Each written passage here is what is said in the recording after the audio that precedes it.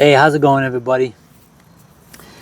Long time I haven't made a video about my ketovore journey, and there's a reason for that. And basically, it's I fell off the wagon, and there's really nothing positive as far as the diet goes for me to video. I probably should have made a video as I was going through that downtime again, but here we are. So yeah, I fell off the wagon, and when I fall off the wagon, it's a kind of off on. So I'll go a day where I'll go get back to the way I should be eating. Then something will tempt me, and I'm off the wagon again. And I just came off a cruise, and the cruise, diet-wise, was a disaster. Great food, but wasn't the food that I should be eating for myself. And I could have had eaten carnivore there. They had lots of the buffet. There's plenty of carnivore, ketovore choices. It's just a matter of willpower to stay away from the things that we can't be having if you want to be ketovore. But anyways, it's been about 2 weeks since then, and as soon as I get off the cruise, I rededicated myself, and I've been doing great. I left that cruise. When I weighed myself the day after the cruise, I was at 234. Probably the highest I've ever been in my life. My sugar was getting out of control. Just all those symptoms that you get, that I personally get when I'm not eating the way that works out for me the best, which is the ketovore. So it was time to really hammer down, rubber meets the road, and stick to the diet. The other thing that happened to me is, let me just give you a quick update before I go into the next part of this. I'm at 221 this morning, so that's a 13-pound loss. Not bad. 2 weeks. The first part of it is water weight, but I'm on the right track once again. Sugar's back down. That's all under control. Definitely feeling better. It's amazing.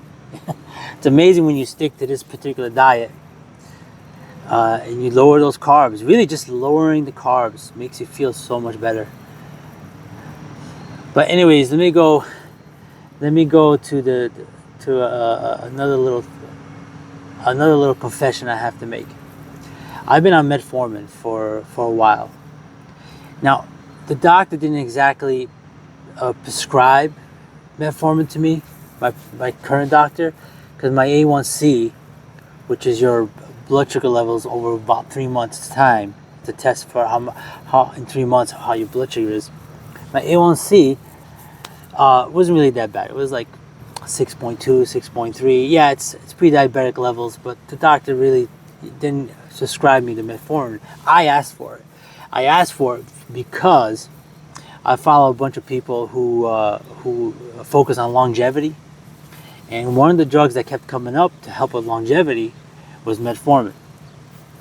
So I decided to try it for a while, and on top of it, maybe having a longevity effect, positive effect for my life, it had very little side effects that I could see, and that I thought were not going to be significant. If you have liver problems and things of this nature, which I don't. Also stomach problems. I didn't have any stomach problems with it. And it does have a side effect of lowering your testosterone a little bit. But I wasn't worried about that at that time. So I started taking metformin. I've been taking metformin for about 2 years. And all's good. It helps keep the sugars down.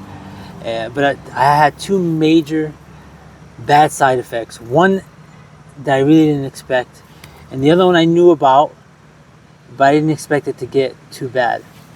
And they are the testosterone level and the psychological handicap or crutch when you take a drug like that you end up having. And what do I mean by the the crutch. So because you're on metformin, you make excuses. Because I was on metformin, I made excuses, right? I'd be taking metformin, so okay, today I can have some more carbs because I'm on metformin, right? And it's a catch-22. You end up going backwards always once you think that, right? Let's say I had a bad weekend, I'll double up on the metformin, right? Then I did good. I wouldn't take metformin for a couple of days, and I don't even think it works correctly that way. But that's what I was doing. I was using it kind of as an excuse to have more carbs.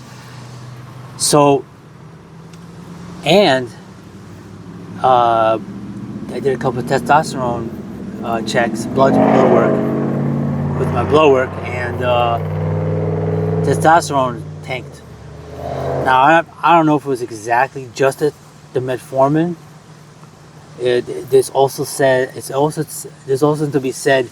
They also say that a low carb diet can also lower the testosterone, but that's argumentative and that's yet to be seen, right? So basically, 2 weeks ago, I decided to cut out the metformin completely, and just as far as psychologically, already has helped me out.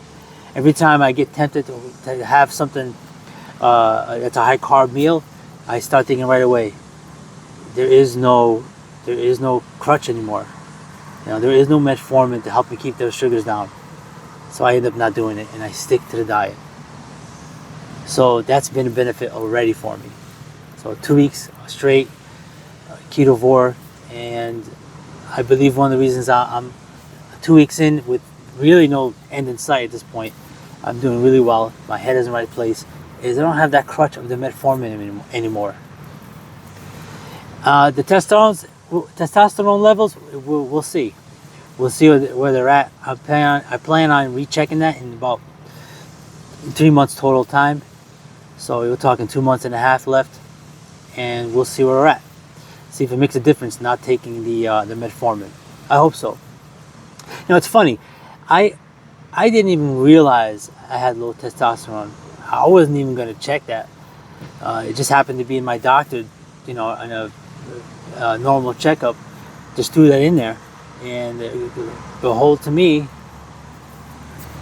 it was low. Well below the threshold.